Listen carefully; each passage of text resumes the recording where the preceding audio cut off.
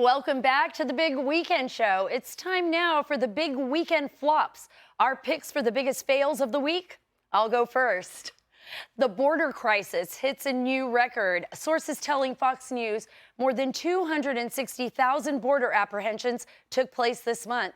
That's the biggest monthly total ever on record, and I can attest to that. I mean, I spend a good portion of my time at the border, been covering the border for nearly 20 years, and I've been there when I've seen thousands of people come across, and what we're seeing now at the border is unheard of, and I want you to think about all the people that got away. These are the apprehensions. These don't even include the numbers of people that made it into the country that were never apprehended or never had an encounter with the Border Patrol. And the Border Patrol down there, they're completely overwhelmed. They are not getting the support that they need, and now they're potentially going to start working without pay if there was to be a government shutdown. I mean, we just have such a lack of respect for the Border Patrol, and they're working so hard for us. It's really upsetting. Absolutely. All right, well, to something a little bit more important here. This is where we are in 2023. A seemingly half-naked woman was spotted waiting for her flight on Spirit Airlines in Fort Lauderdale this week. Looks like she forgot to pack. Pants. She doesn't have pants on. She's not wearing pants.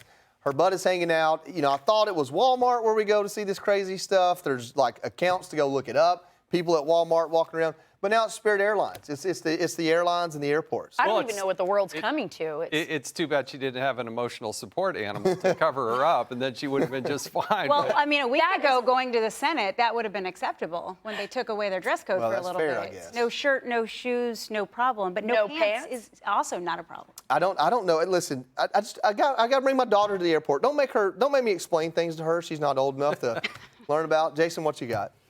A New York City professor who threatened to chop a New York Post reporter with a machete, this is a real bad story, has landed a new teaching gig at a swanky private college.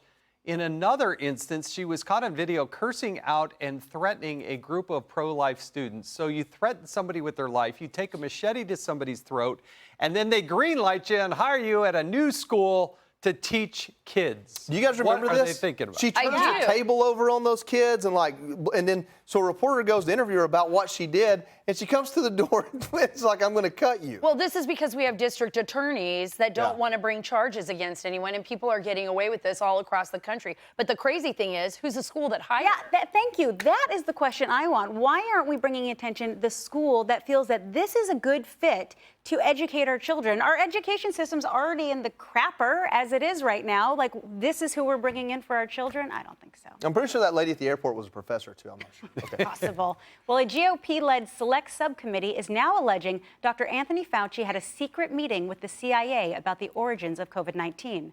In a letter on Tuesday to the Department of Health, Congressman Brad Wenstrup of Ohio claimed Dr. Fauci played a role in the agency's review of the origins of the pandemic and was invited to agency headquarters to participate in the probe. But that's not the most concerning part of this. There is a whistleblower actually saying that there were some people who said, you know, we think that it could possibly have been a lab leak theory, but they were offered monetary compensation to change their votes. Now, again, this is, you know, not confirmed, but I'm very, very interested to see how this turns out, because if that is true, I mean, well, they lied to the American people. Look, I mean, you know, Senator Rand Paul has done a stellar job of trying to bring this to the forefront, and I believe that, you know, Dr. Anthony Fauci has a lot of questions. We're going to have a lot to say about this. I need you guys to tune in tomorrow because we might even get to talk about this more.